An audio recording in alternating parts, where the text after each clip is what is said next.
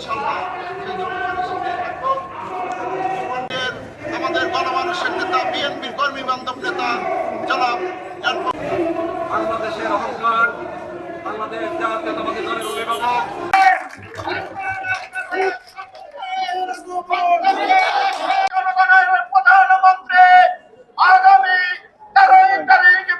প্রত্যাশা পূরণ করবেন, প্রাণের দাবিগুলো পূরণ করবেন আশা রাখি। যেভাবে আমাদের বিএনপির